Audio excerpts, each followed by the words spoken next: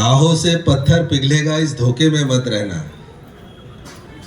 आहो से पत्थर पिघलेगा इस धोखे में मत रहना। कहीं तुम्हें इंसाफ मिलेगा इस धोखे में मत रहना। भारत के जर्रे जर्रे में हमारा भी हक है यारो, मगर कोई बुला बुला के देगा इस धोखे में मत रहना। बहुजनांचा वैचारिक उत्सव, मला वाटतं यापेक्षा काही वेगळा उद्देश तुमचा नाहीये। अधिकाराची लढाई अधिकार मागून कधीही मिळून यशस्वी केली जात नाही। अधिकारांच्यासाठी संघर्ष करावा लागतो।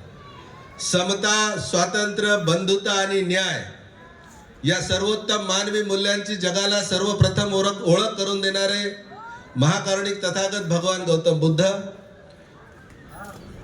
समतेचं, स्वातंत्र्याचं, बंधुत्वाचं, न्यायाचं राज्य या भारत भूमीवरच नव्हे तर जगातील सगळ्यात मोठं साम्राज्य ज्यांनी जगाच्या पाठीवर उभं करून दाखवलं, तथागतांच्या विचारावर ते सम्राट अशोक। सम्राट अशोकांच्या नंतर 2000 वर्षांनी तेच समतेचं, स्वातंत्र्याचं, बंधुत्वाचं, न्यायाचं राज्य महाराष्ट्राच्या भूमीत स्वराज्याच्या नावाने उभं करून दाखवणारे छत्रपती शिवराय। आधुनिक भारतामध्ये सामाजिक परिवर्तनाच्या चळवळीचं अधिष्ठान पायाभरणी करणारे महात्मा ज्योतिबा फुले, सावित्रीबाई फुले। महात्मा ज्योतिबा फुले ते बाबासाहेब आंबेडकर या दोन महापुरुषांच्या मध्ये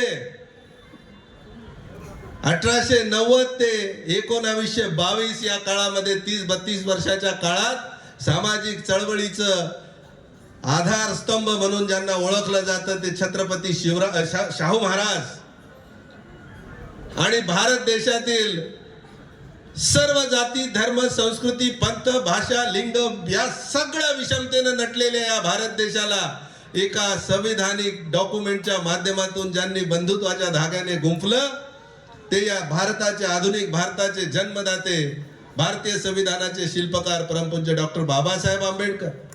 या शृंखलेतील सगळ्या संतांना, गुरूंना, महापुरुषांना, राष्ट्रमातांना विनम्र अभिवादन करून आजच्या या बहुजनांचा वैचारिक उत्सव अर्थात महापुरुषांचा संयुक्त जयंती महोत्सव 2024 या कार्यक्रमाचे आयोजक, ज्यांच्या संघटनेच्या, संस्थेच्या नावामध्येच या कार्यक्रमाच्या आयोजनाची बीज जडलेली आहेत असं मी मानतो। बांधिलकी संस्थेचे अध्यक्ष हे नावापुरते अध्यक्ष आहेत, मी तुम्हाला त्यांच्या उपस्थितीत सांगतो, यांचे सगळे सहकारी अध्यक्ष आहेत आणि हे सगळे सहकार्यांमध्ये मोडले जातात। पण ते संस्थेमध्ये काहीतरी असावं, कोणीतरी एक प्रमुख चेहरा असावा म्हणून प्रमोद सावंत, नाहीतर तुम्ही प्रमोद सावंतांना अनेकदा कार्यक्रमाच्या आयोजनामध्ये खुर्ची उचलताना पाहिलं असेल। अध्यक्ष खुर्च्या उचलत नसतात, जबाबदारी घेऊन काम करणारी माणसं काम करताना लाज लज्जा बाळगत नाहीत, आपल्या जबाबदारीचं निर्वहन करतात। त्यामुळे प्रमोद सावंत असू देत, कमलाकर शिंदे असू देत, परुळकर असू देत किंवा त्यांचे बाकीचे सगळे सहकारी माझे मित्र, आपल्या सगळ्यांचं मी मनपूर्वक अभिनंदन करतो। या मंचावर उपस्थित आमच्या ताई, ज्येष्ठ सामाजिक कार्यकर्ता तिस्ता सेतलवाड मॅडम, चंद्रकांतजी, मंचाच्या समोर बसलेले माझे मित्र आदरणीय सतीश शिवाळे साहेब आणि सर्व पितृतुल्य वडीलधारी मंडळी, माता भगिनी आणि तरुण मित्रांनो, फार जास्त भाषण करायची गरज नाही, मला माहिती आहे। मी गणेशनगर मध्ये उभा आहे, जो कधी आंबेडकरी चळवळीचा बालेकिल्ला म्हणून ओळखलं जाणारा गणेशनगर, त्या गणेशनगर वडाळ्यामध्ये मी उभा आहे आणि बोलतोय याचं मला भान आहे। त्यामुळे फार जास्त वैचारिक भाषण करण्याची तुमच्या पुढे गरज नाही याची मला जाणीव आहे। मात्र बहुजनांचा वैचारिक उत्सव आणि त्यातही महापुरुषांचा संयुक्त जयंती महोत्सव का साजरा करण्याची गरज पडते? तुम्ही आजकाल टीव्ही बघताय, टीव्हीवर ज्या काही बातम्या चालू आहेत गेल्या काही वर्षामध्ये महाराष्ट्रातल्या, आता तिस्ता ताईंनी सांगितलं का आम्हाला या सगळ्या देशातील आपल्या जाती धर्मामध्ये विभागलेल्या, पंथामध्ये विभागलेल्या या माणसांमध्ये बंधुत्वाचा धागा जोडायचा आहे। पण महाराष्ट्रामध्ये जाती जातीच्या नावावर तेढ निर्माण करण्याचं, धर्माच्या नावावर तेढ निर्माण करण्याचं, वातावरण बिघडवण्याचं आणि त्यातून आपल्याला पाहिजे तसा फायदा मिळवण्याचे मनसुबे जेव्हा यशस्वी होताना दिसत नाहीत, महाराष्ट्रातली सुज्ञ जनता या सगळ्या भानगडींना बळी पडत नाही जेव्हा, तेव्हा महाराष्ट्रामध्ये एक घोडसाळपणाचं काम चालू आहे. आचारसंहिता चालू आहे. मी वकील आहे. आचारसंहितेत किती बोललं पाहिजे, काय बोललं पाहिजे याचं मला भान आहे. त्यामुळे मी फार जबाबदारीने हे सगळं बोलतोय. महाराष्ट्रामध्ये एक खोड काढल्या गेलेली आहे आणि गेल्या काही दिवसांमध्ये एक प्रयत्न महाराष्ट्रामध्ये जाणीवपूर्वक केला जातो असं आम्ही पाहायला दिसतं आम्हाला. का शिवाजी महाराज आमचे आणि फुलेशाहू आंबेडकर तुमचे. हा महाराष्ट्र फुलेशाहू आंबेडकरांचा आहे की शिवरायांचा, हा प्रश्न निर्माण केला जातोय जाणीवपूर्वक. हा महाराष्ट्र फुलेशाहू आंबेडकरांचा आहे का शिवरायांचा आहे, मी हा प्रश्नच मुळात मूर्खपणाचा प्रश्न समजतो. हा मूर्खपणाचा प्रश्न आहे.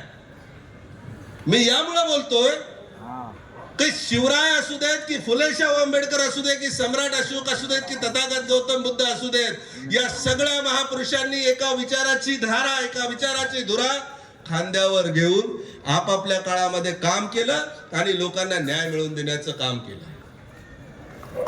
लोकांमध्ये भांडणं लावून शिवरायांना एका बाजूने ठेवायचं, फुलेशाहू आंबेडकरांना एका बाजूने ठेवायचं आणि प्रश्न उपस्थित करायचे की हा महाराष्ट्र फुलेशाहू आंबेडकरांचा आहे की शिवरायांचा आहे. मी सांगतो, हा महाराष्ट्र नाही, हा देश शिवरायांचा आहे.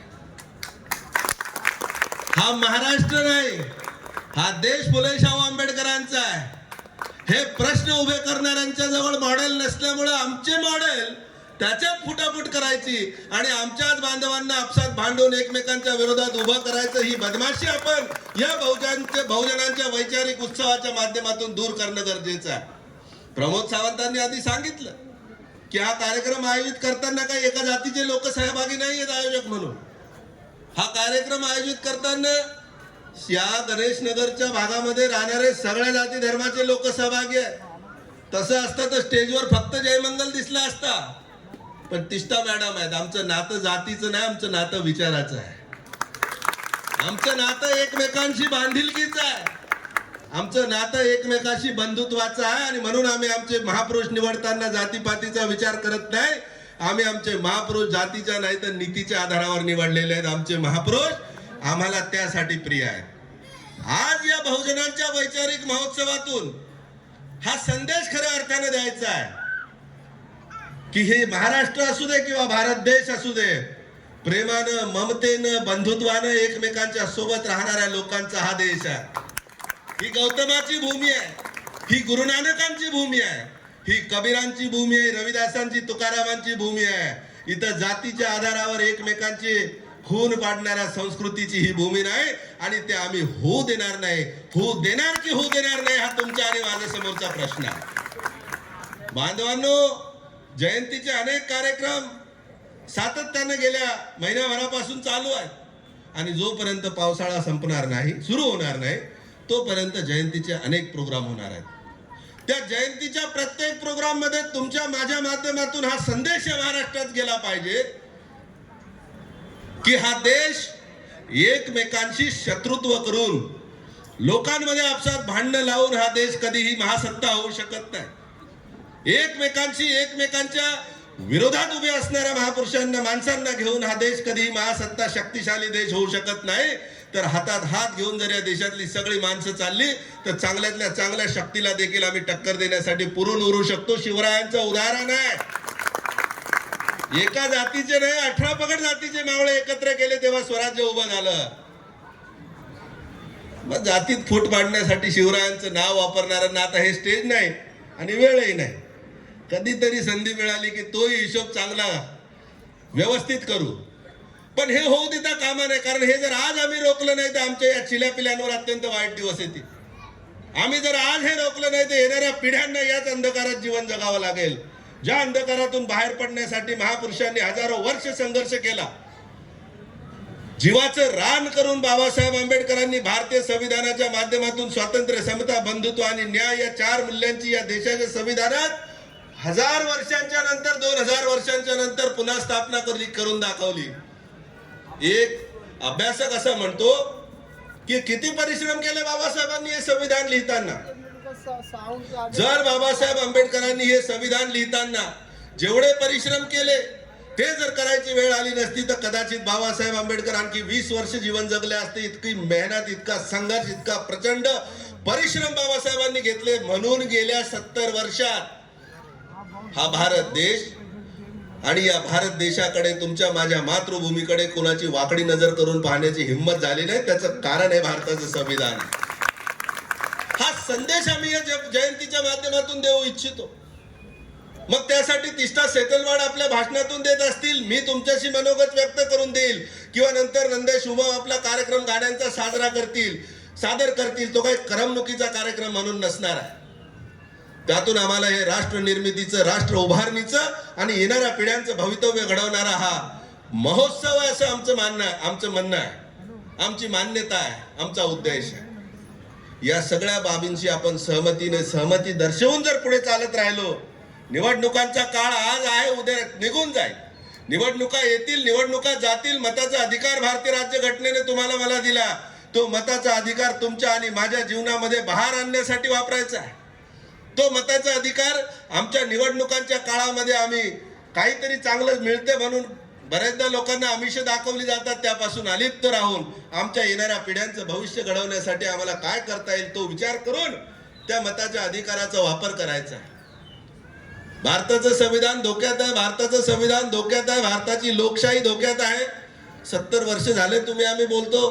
परोळकर साहेब 70 वर्षापासून आंबेडकरी चळवळीतली माणसं आहे, सांगतात की देशाचं संविधान या देशासाठी अत्यंत आवश्यक आहे. भारत देशासारख्या देशामध्ये लोकशाही अतिशय आवश्यक आहे. परंतु इतके दिवस नव्हतं, आता जाणवायला लागलंय की लोकशाही धोक्यात आहे, संविधान धोक्यात आहे. आता आम्ही सांगत होतो संविधान चांगलं आहे, आता धोक्यात आहे, तर ते वाचवण्यासाठी आणखी सविस्तर समजावून सांगू. येणाऱ्या काळामध्ये संविधानावर, लोकशाहीवर जास्तीत जास्त जनजागृती करण्याचे कार्यक्रम आपण सगळे करूया. आजच्या या निमित्तानं जास्त तुमच्या आणि या पुढच्या कार्यक्रमाच्या मध्ये उभा राहणार नाही. खरं म्हणजे मी आज तिष्ठा सेटलवाड ताई तुम्हाला ऐकण्यासाठी आलो होतो आणि तुम्ही माझ्यावर सांगून ओझं टाकलं ते. परंतु तरी तुम्ही बोललात काय किंवा मी बोललो काय, आम्ही बोलणार एकच आहे. आमच्या या आई भगिनींना आम्हाला एकच मेसेज द्यायचा आहे आमच्या बांधवांना, का अधिकाराची लढाई ही अधिकार मागून मिळत नाही. अधिकाराची लढाई अधिकार मागून जिंकता येत नाही. महापुरुषांचा हाच संघर्ष आहे. शिवरायांनी स्वराज्य निर्माण करण्यासाठी आम्हाला स्वराज्य द्या म्हणून लढाई लढली नाही, मागणी केली नाही कोणाकडे. स्वतःच्या मनगटाच्या ताकदीवर ते स्वराज्य प्राप्त केलं. भारतीय संविधानात बाबासाहेब आंबेडकरांनी देखील तेच केलं. संविधानाच्या माध्यमातून या देशातील लोकांना आपले अधिकार मिळवून दिले आणि हाच बोध या जयंतीच्या माध्यमातून घेऊया. ज्या लोकांना आपले अधिकार दाबून टाकायचे आहेत त्या लोकांची हात मिळवणी करून, त्यांच्याशी समझोता करून हे शक्य होणार नाही. जो आम्हाला दाबायला बसलाय त्याच्याशी समझोता करून नव्हे तर त्याच्याशी संघर्ष करूनच ही लढाई जिंकता येऊ शकते. हा जरी बोध आम्ही आजच्या जयंतीतून घेऊन जाऊ शकलो तरी मला असं वाटतं की या सगळ्या कार्यकर्त्यांनी, मंडळींनी आयोजन करून जे काही मेहनत घेतली त्याचं साफल्य होईल. आपण सर्वांनी मला इथे बोलावून सन्मानित केलं, माझे 2 शब्द शांततेने ऐकले, त्याबद्दल आपल्या सर्वांचा आभार. आयोजकांचे देखील आभार. धन्यवाद. जय भीम.